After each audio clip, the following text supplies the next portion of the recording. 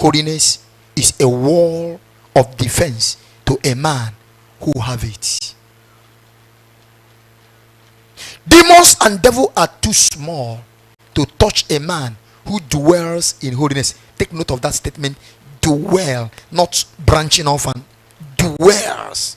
Morning, afternoon, night, week in and week out, January to December. No second that you pull out. Sir, you don't understand. My husband provoked me. That's why I speak. Demon and devil can touch you. Is my customer, the way my customer talk to me, and sir, demon and devil can touch you. But a man that dwells in holiness and makes holiness his own habitation, demons and devils are too small. They are not in existence to touch a man that dwells in holiness. That's the security of kingdom power.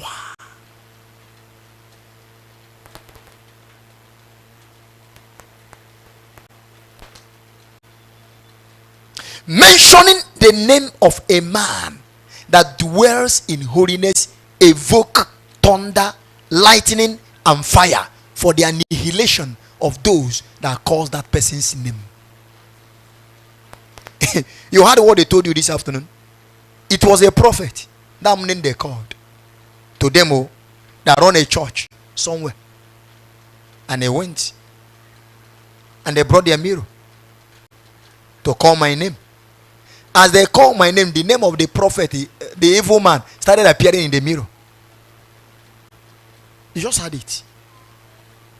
And he told him, go to the place where you normally get this and get the better one now. He went to Bar Beach. Got another one. As a call, fire gave him Oyibo color on his face by force breaching cream.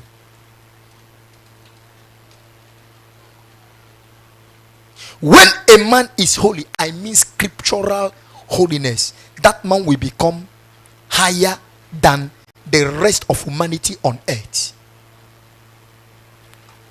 Holiness takes a man from the valley where sin and wickedness placed him and carry him on to the mountaintop of victory and glory. Devil knows the importance of holiness.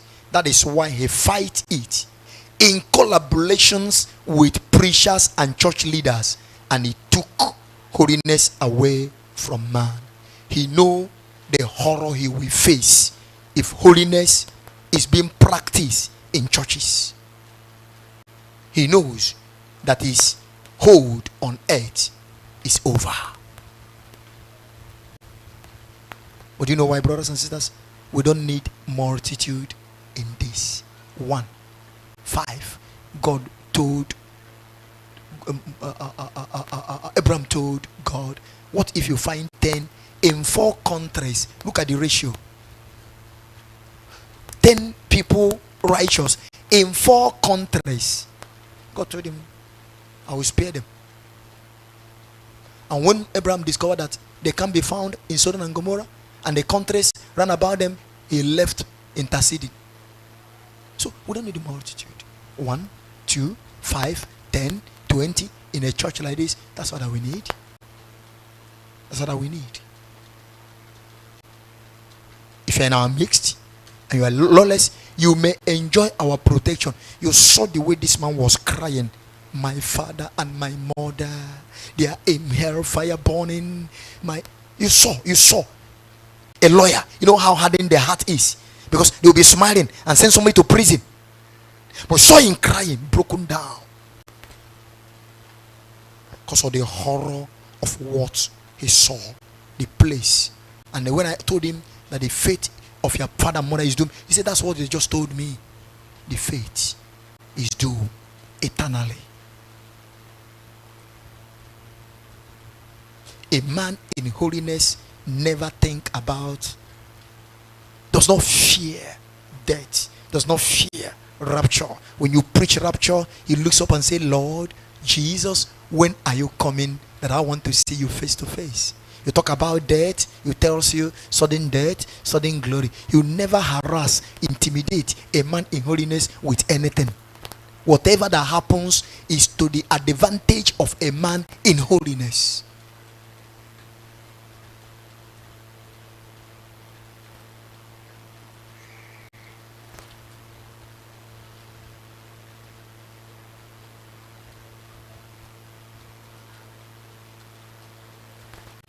All that devil needed to defeat a man and to destroy him is to take holiness away from that man. That's why sometimes they provoke you to anger. Just a little anger. Just a minor lies. Gossip. Bitterness in the heart. Backbiting. Cheating. Deception. This one I call a normal thing that people do even in the church. I don't want to call it morality. I don't want to know. These are normal things. Lies. People tell lies to their leaders in the church. That's all the devil needed to destroy a man. And devil can go any length. And devil will do everything just to make sure that he take holiness away from a man.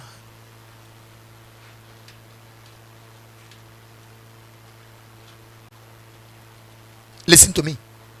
Devil can give out anything just to take holiness away from man, because he know that nothing can be compared with holiness.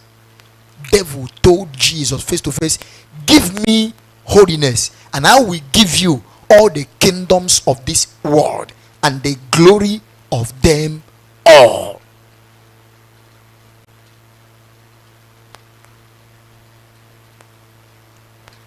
Matthew chapter 4. Matthew chapter 4. Verse 8.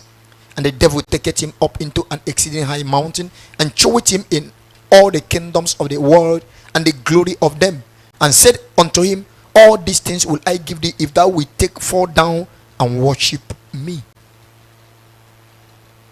This is what happens on earth today. People worship at the shrine of Mammon. People worship just to have fame and money.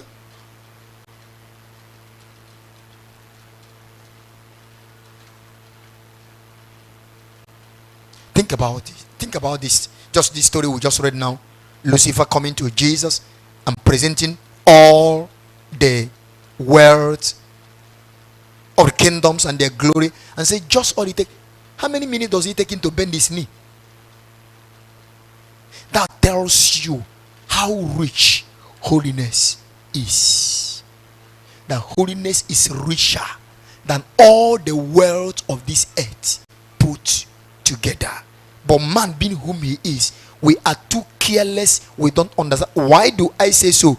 Holiness is God, and God is holiness. Therefore, holiness is an expensive commodity that nothing on this earth can purchase it. That means if you ever have holiness, hold it jealously.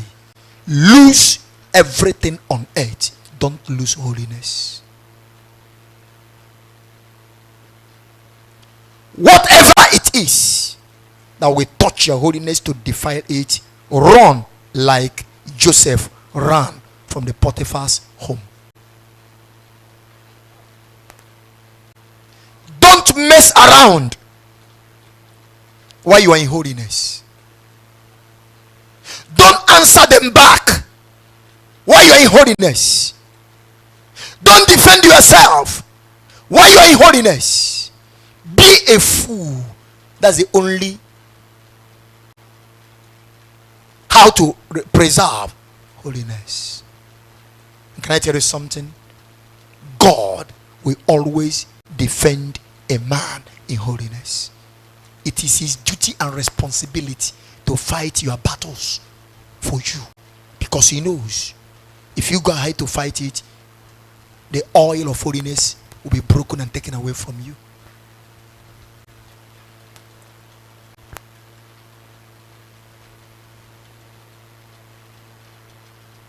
Because holiness is expensive and a high commodity, That's the more reason we must listen to the call of holiness and embrace holiness before it is too late.